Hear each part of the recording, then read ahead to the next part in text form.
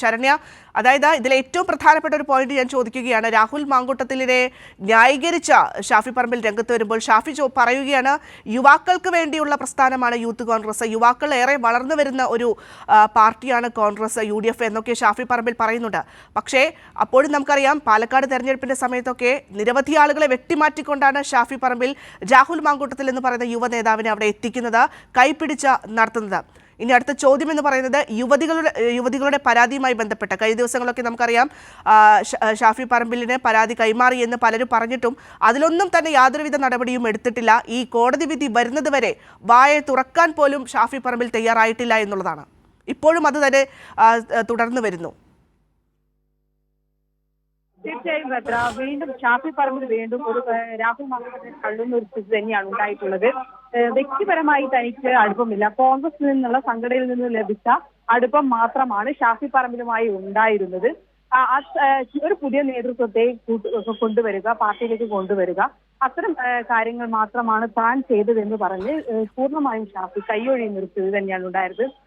അതുകൂടാതെ തന്നെ ഇന്നലെ ഷഹനാസ് പുറത്തുവിട്ടിരുന്നു.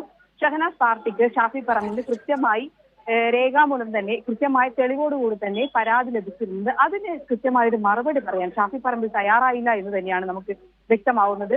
കാരണം ഷാഫി പറയുന്നത് അങ്ങനെ ഒരു ക്രിമിനൽ പശ്ചാത്തലമുള്ള ഒരു പരാതി ലഭിച്ചില്ല എന്ന് തന്നെയാണ്, നേതൃത്വത്തിനും തനിക്ക് ലഭിച്ചില്ല എന്ന് തന്നെയാണ്. ഞങ്ങൾ വീണ്ടും വീണ്ടും മാധ്യമങ്ങൾ ആ ചോദ്യം ആവർത്തിച്ചപ്പോഴും ഷാഫി പറമ്പിൽ ആ ചോദ്യങ്ങളിൽ നിന്ന് വഴി പിരിഞ്ഞു വിടുന്ന ഒരു അവസ്ഥയാണ് ഉണ്ടായത്. അതിൽ നിന്ന് പൂർണ്ണമായും ഒഴിഞ്ഞു മാറുന്ന ഒരു അവസ്ഥയാണ് ഉണ്ടായത്. ആ ചോദ്യങ്ങൾ ചോദിക്കുമ്പോൾ ഷാഫി പറമ്പിൽ അതിൽ നിന്ന് മാറി നിൽക്കുന്നു. എന്നാൽ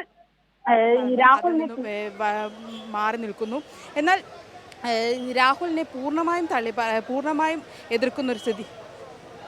എതിർക്കുന്നൊരിതല്ല ഉണ്ടാകുന്നത്. പാർട്ടിക്ക് പരാതി കിട്ടിയപ്പോൾ തന്നെ നിയമപരമായി ഇന്നും പറഞ്ഞത്. എന്നാൽ ഷഹനാസിന്റെ പരാതിയെ പറ്റി ചോദിക്കുമ്പോൾ കൃത്യമായി ഷാഫി പറമ്പിൽ ഒഴിഞ്ഞു മാറുന്ന സ്ഥിതി തന്നെയാണ് ഭദ്ര ഉണ്ടായിട്ടുള്ളത്.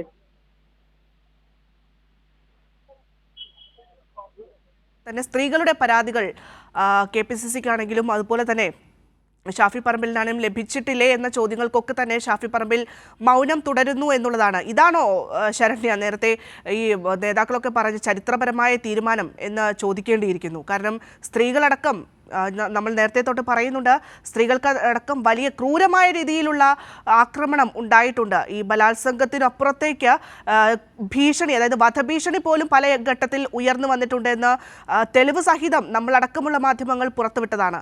അത്തരത്തിലുള്ള സാഹചര്യങ്ങളൊക്കെ ഉണ്ടാകുമ്പോഴാണ് പരാതി കയ്യിൽ കിട്ടിയിട്ട് പോലും അതിലൊരു നടപടി എടുക്കാതെ ഷാഫി പറമ്പിലും ഒപ്പം തന്നെ KPCC പ്രസിഡന്റ് അടക്കമുള്ളവർ ഒഴിഞ്ഞു മാറിയിട്ടുള്ളത്.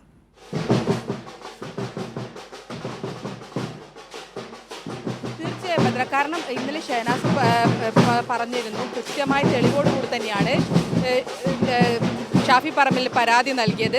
എന്നാൽ ഷാഫി പറമ്പിലിൻ്റെ ഭാഗത്തു നിന്ന് ഇതൊന്നും കണ്ടില്ല എന്ന് നടിക്കുന്ന ഭാവമാണ് ഉണ്ടായത്. അതിനുശേഷം തന്നെയാണ് പാലക്കാട് MLA ആയി മത്സരിക്കാനും രാഹുൽ മാങ്കൂട്ടത്തിന് വേണ്ടി നിരന്തരം സംസാരിക്കാനും ഷാഫി പറമ്പിൽ തയ്യാറായിട്ടുള്ളത്. ഇതെല്ലാം നടന്നിട്ടും കഴിഞ്ഞ ദിവസം ഇത്തരം വാർത്തകൾ പുറത്തു വന്നപ്പോൾ, കഴിഞ്ഞ മാസങ്ങളായി ഇത്തരം വാർത്തകൾ പുറത്തു വന്നപ്പോൾ രാഹുൽ മാങ്കൂട്ടത്തിനെ തള്ളിപ്പറയുകയോ അത് പാർട്ടി തീരുമാനിച്ചോളാം, പാർട്ടി തീരുമാനം നടപ്പിലാക്കിക്കോളാം, നിയമത്തിൻ്റെ വഴിക്ക് നടക്കട്ടെ എന്നുള്ള മറുപടിയായിരുന്നു ഷാഫി പറമ്പിൽ ഉണ്ടായിരുന്നത്. കഴിഞ്ഞ ദിവസങ്ങളടക്കം നമ്മളോട് പെരുമാറിയപ്പോൾ ഇതേ മറുപടി തന്നെയാണ് ഷാഫി പറമ്പിൽ ഉണ്ടായത്. നമ്മൾ ഇന്നും ഈ ഒരു പരാതിയെപ്പറ്റി ചോദിച്ചപ്പോൾ ഷാഫി കൃത്യമായി ഒഴിഞ്ഞു മാറുകയാണ് ചെയ്തത്.